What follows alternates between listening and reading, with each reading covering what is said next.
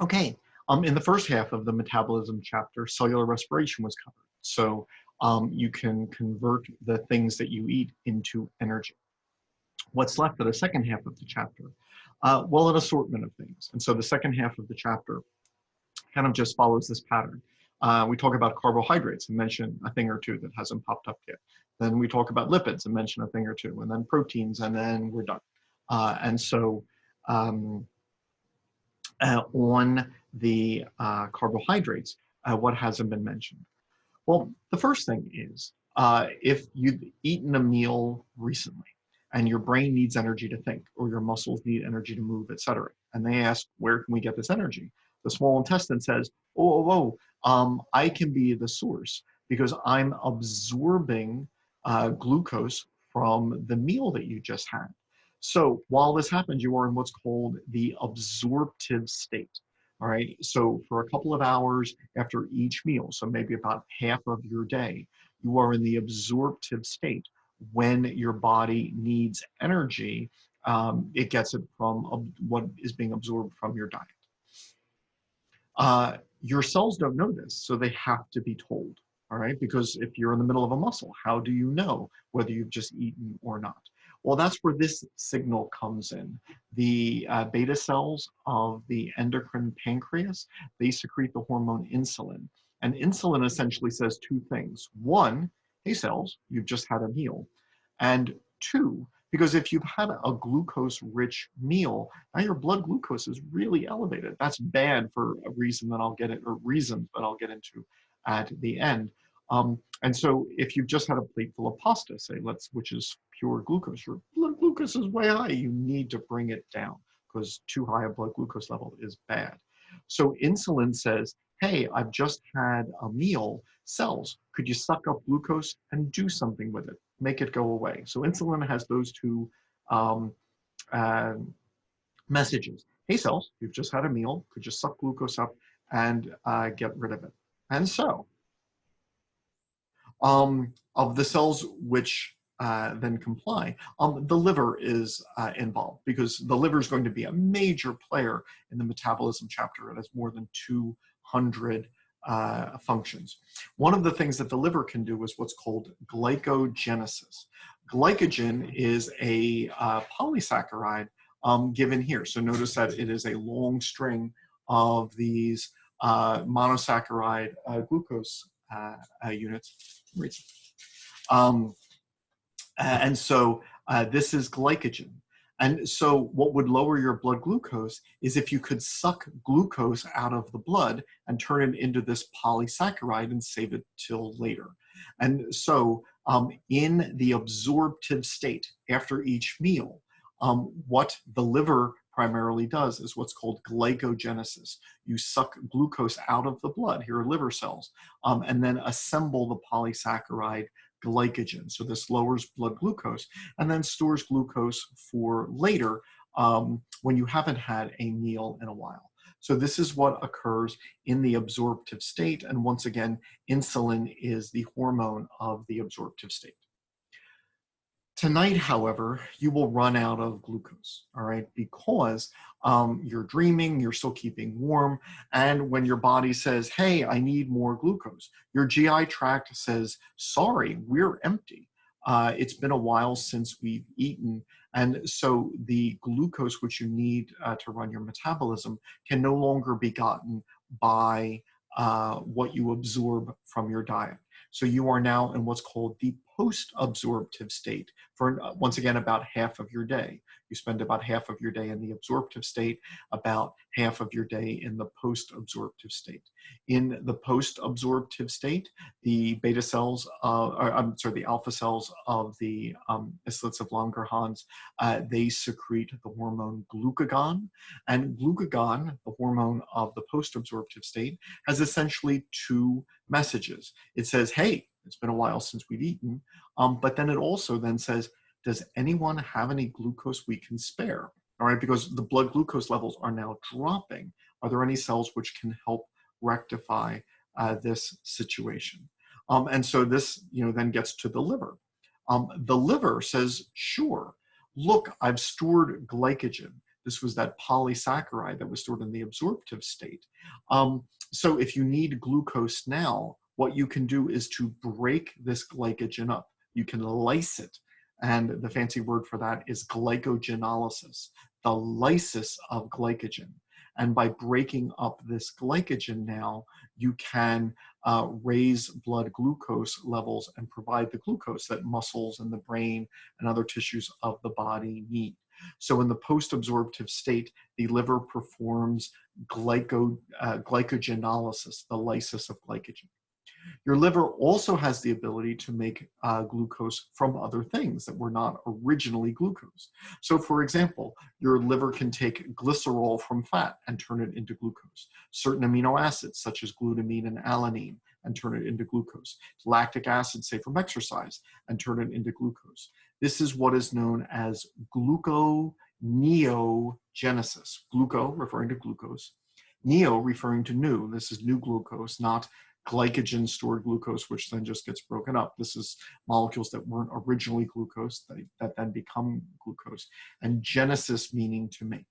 And so in the post-absorptive state, when you cannot get your body's glucose needs met by what's being absorbed from the small intestine, your pancreas releases glucagon, which tells the cells, hey, it's been a while since we've eaten, we need help with our energy. And the liver cells then do glycogenolysis, the lysis of glycogen, and then also gluconeogenesis, converting other molecules into glucose.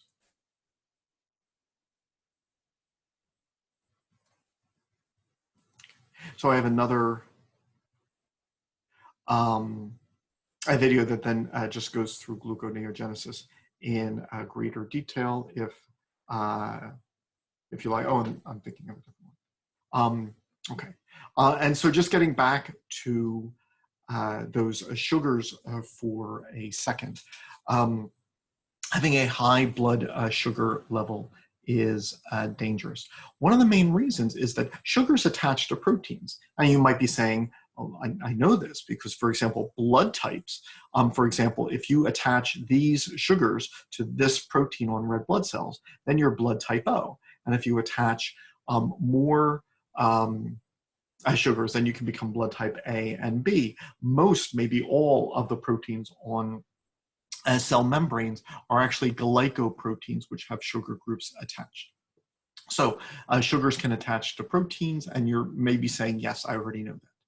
However, they can also attach in ways that your body did not cause on purpose. This is what's known as glycation, where glucose, which is just floating around in your blood, or worse, fructose, they can actually then just start sticking to proteins. And because protein shape is important, the more sugars which attach to them, this protein shape begins to change, and eventually it becomes to the point where it affects function. This is what's known as an advanced glycation end product, or age. And actually, this is quite serious. I wanted to mention this here, but there's a couple of really quick corollaries. First off, this is actually one of the reasons for aging. If you ask, what causes aging? Why do I slowly get worse over time? One of a handful of reasons is glycation. As you age, more and more of your body's proteins are accumulating more and more sugars, which means their shape changes. They don't work as they're supposed to. They don't work as well. So at an advanced age, our function, well, it's deteriorated. So that's an issue. Diabetics have a greater problem because if they don't make as much insulin, or their cells aren't responding to it as well, their blood glucose levels are higher. They would then develop more of these advanced glycation end products. So this would affect them even more, which is why then maybe the proteins which involve healing might not work as well. Why glucose would adhere in the eye and interfere with vision. Why elastic proteins in blood vessel walls might be modified and therefore not be more rigid. So that can certainly be a negative effect of of diabetes. But then also, this affects us if we have lots of simple sugars in our diet. So if you have hyperinsulinemia, where you just have, very often you're eating so much simple sugar that you have to secrete, high levels of insulin to bring it down, more so that if you ate more complex carbohydrates, this would make you more prone to this. And fructose is worse than glucose in causing these glycation end products. So our, modern society's practice of adding high fructose corn syrup, that might actually be promoting a number of negative health consequences. And so that was worth mentioning why we need insulin to bring blood glucose levels down. And I have a few videos on that. I have another set of videos on diabetes if you're interested. But then moving along into the second the second topic, there are a few topics in lipids which are worth mentioning before we move on. First off, a lot of my students at this moment, are frozen in fear because they realize I went through so much work in memorizing the cell respiration pathways, how we get energy out of glucose. Do I now have to do that again for fats? How do I get energy out of fat? And the answer is no, luckily. You use the exact same pathways. So cellular respiration is not just how we get energy from glucose, but also how we get energy from triglycerides. So look, if you take a triglyceride, you can break it into glycerol and 3 fatty acids. Glycerol is a 3-carbon molecule.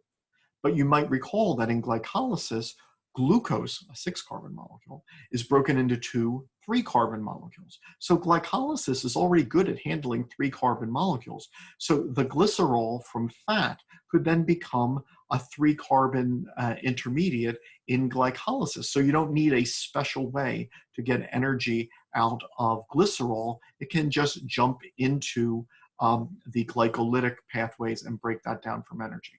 Wonderful. Well, what about these fatty acids? Well, if you recall, pyruvate is a 3-carbon molecule, and then you take 1 carbon off, and then you're left with a 2-carbon molecule that jumps into the Krebs cycle. There's an awful lot of carbons here. And so what you realize, wait, if all I need for the Krebs cycle to run is a 2-carbon molecule, hey, here's 2 carbons. I can tweak that into something that jumps into the Krebs cycle. And then when I'm done there, I can take the next 2 carbons off, and then the next 2 carbons off, and then the next 2 carbons, and I can run through the Krebs cycle again and again and again and again. This is the reason why the vast majority of the fatty acids in the human body have an even number of carbons, because we intend on breaking them off 2 at a time to go through the Krebs cycle to get energy. And so fat can be stored as an energy source, because we can use the same cell respiration pathways to get energy from fat that we could for glucose. And actually, fats give us twice the number of ATP molecules per gram as carbohydrate or protein would.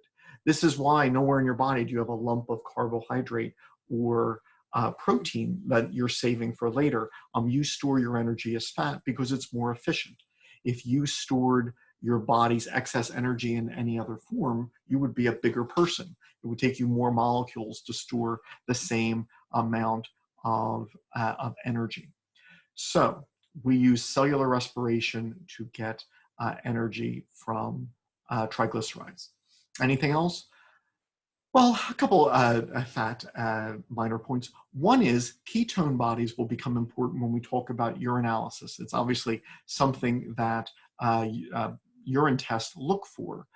So you would want to know if there was a high level of ketones in your blood.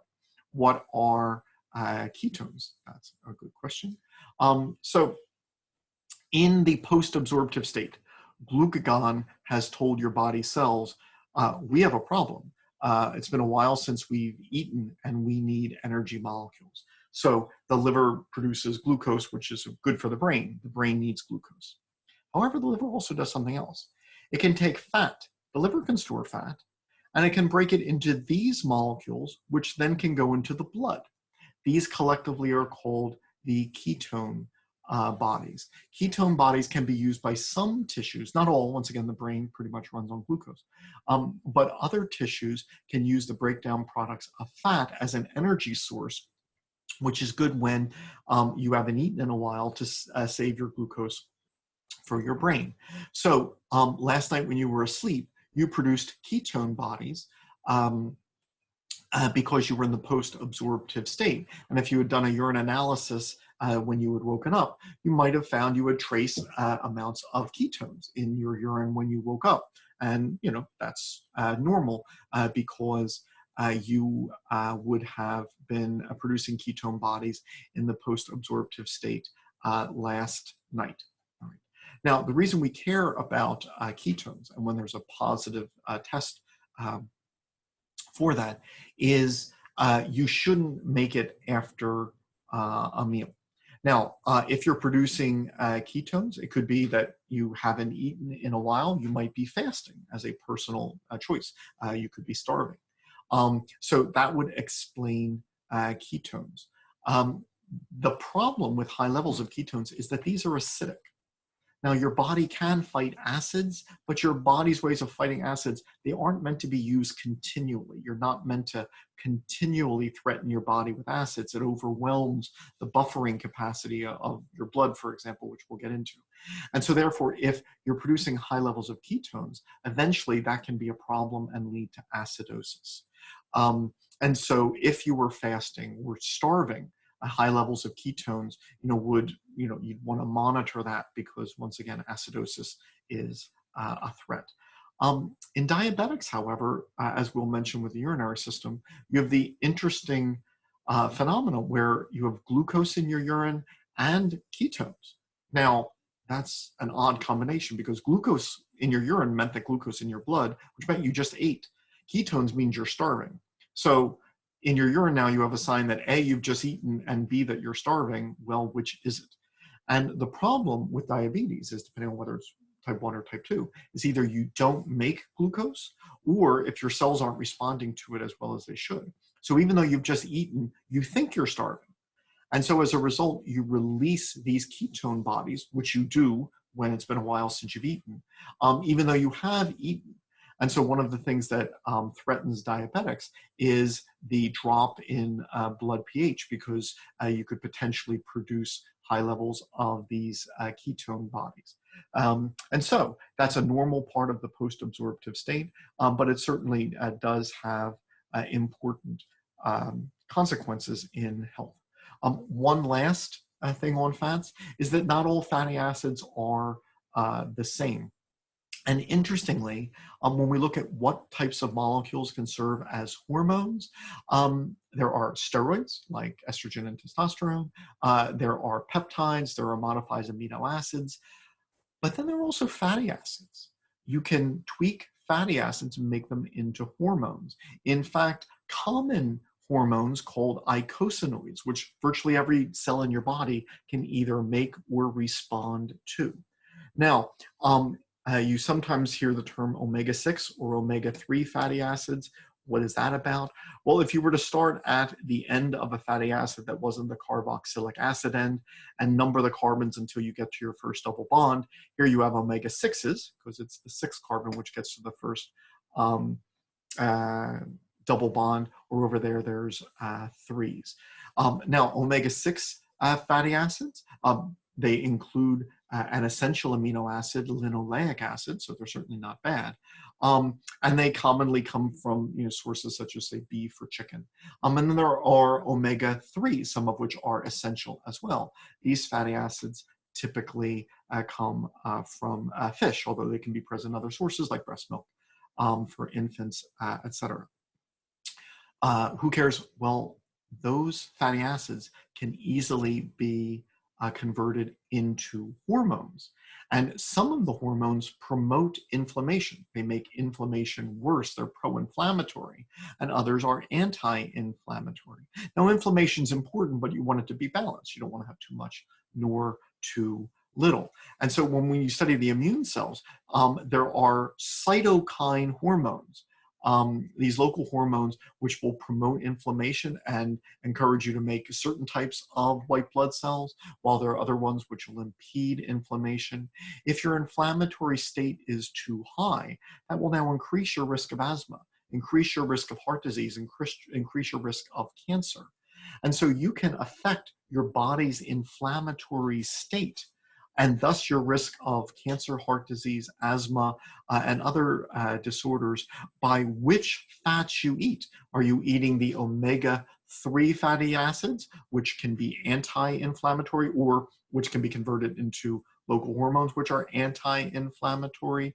Or are you eating a large quantity of the omega-6s, which can be converted into fatty acids, which are pro-inflammatory and make your risk of these disorders worse? So another topic with fats and fatty acids. Now on proteins and amino acids. Once again, if you are terrified and are wondering, oh, do I have to memorize something else like cellular respiration? The answer is no, because look, every amino acid has an amino group, that's a nitrogen there, that has to be taken off, and we'll talk about that with the urinary system in the next chapter. And then you're left with the other portion. So if you take the amino acids or the amino groups off, now you're left with carbons. And we know what we can do with carbons. If you can produce a 3-carbon molecule, you can have that jump into the glycolysis pathways. And as you'll see in just a second, a bunch of amino acids can be converted into intermediaries of the of glycolysis. So you see this amino acid, it came from protein, but nevertheless you can break it down using glycolysis, using the same pathways that you use for glucose. But then if you look at these other amino acids, look at all of, once again, the carbons. So some of these can be converted into acetyl coenzyme A. Other of these amino acids can be converted into other intermediates here.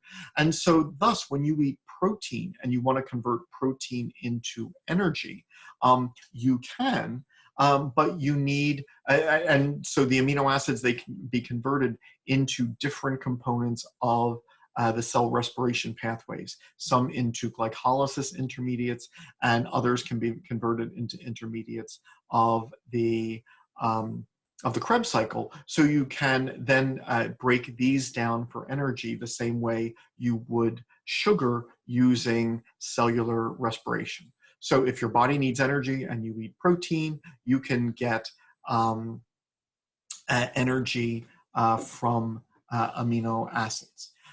You can convert amino acids in the liver to energy molecules like glucose or ketone bodies. So certain amino acids can be converted into glucose, other amino acids can be converted into ketone bodies, and a few can be converted into both.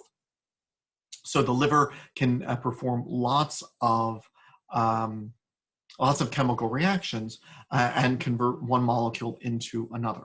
So when you eat protein, these molecules can be used for energy. Okay. Another important concept is we need proteins then to make the proteins of our own bodies, as you learned in other biology classes.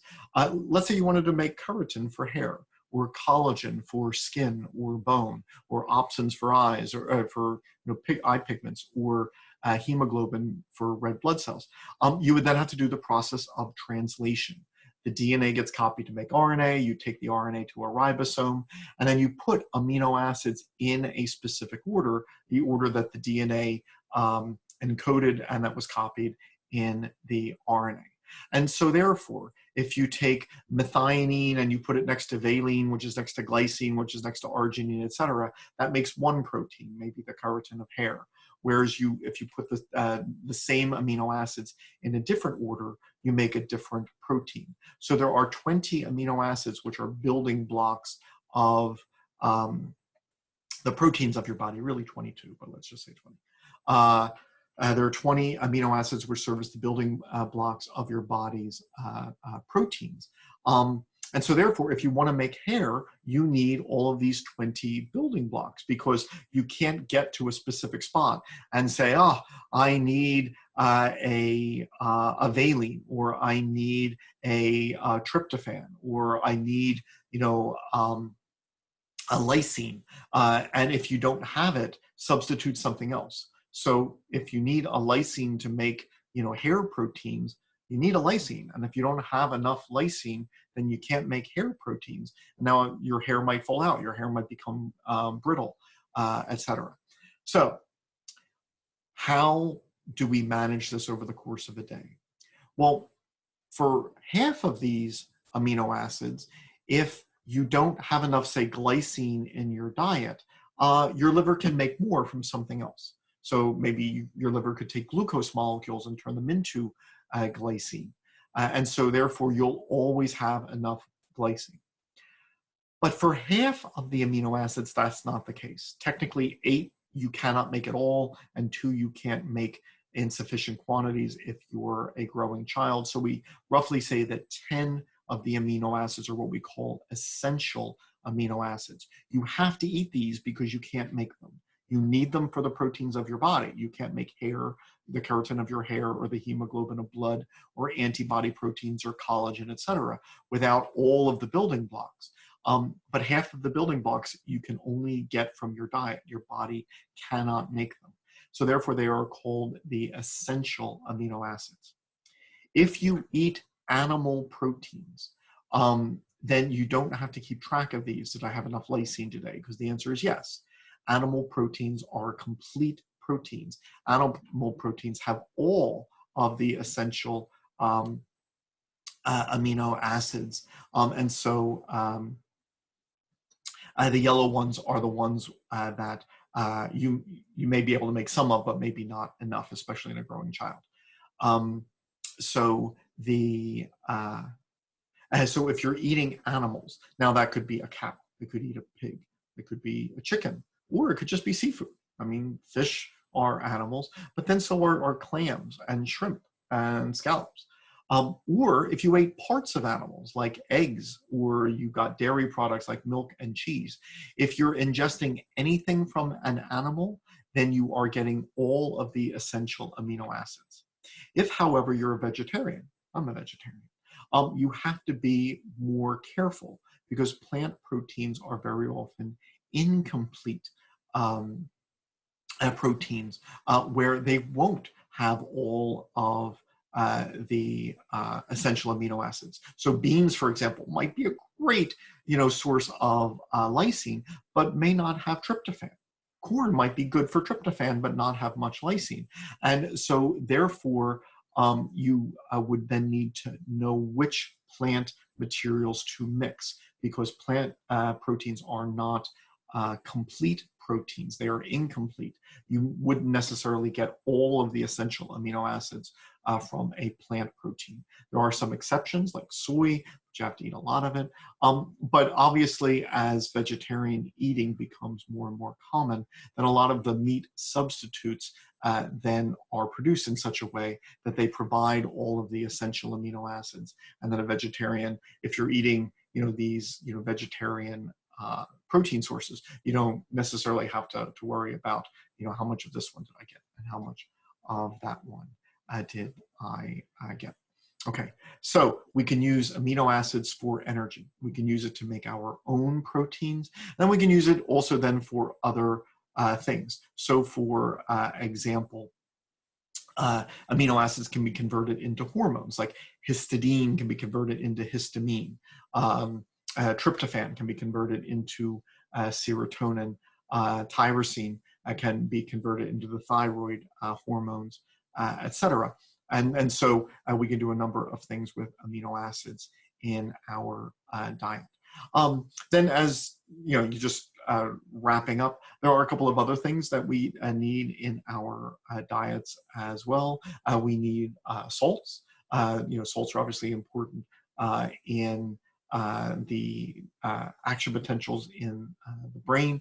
And so things like sodium, chlorine, they're what we call minerals. Minerals are micronutrients, where a macronutrient is something you might find on a plate. You eat a lot of carbohydrate, lipid, or protein in a day. Micronutrients aren't things, you're not going to have a plate of sodium or a plate of manganese, but you do need a little, all right? And so micronutrients, we need a little bit of.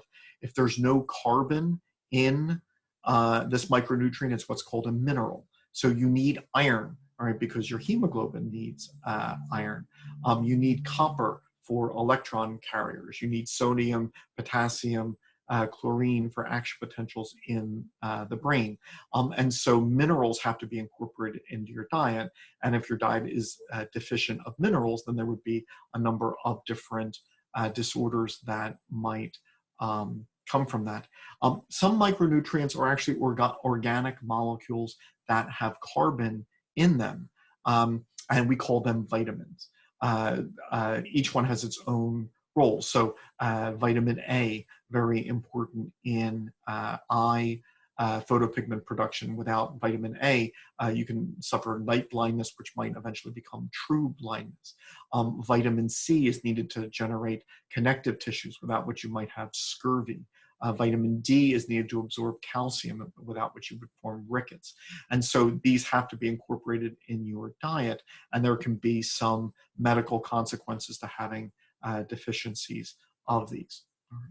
And so the previous chapter ended with all of these components of the meal that you ate going into your bloodstream. And the metabolism chapter simply then asks the question, what happens next? Clearly, a lot of these can be used for energy, which is good, because your warm-blooded, big-brained, active body needs a lot of energy. But then there are also other things that we can talk about, such as the essential amino acids for proteins, the vitamins and minerals, etc. So this is what the chapter on metabolism covers.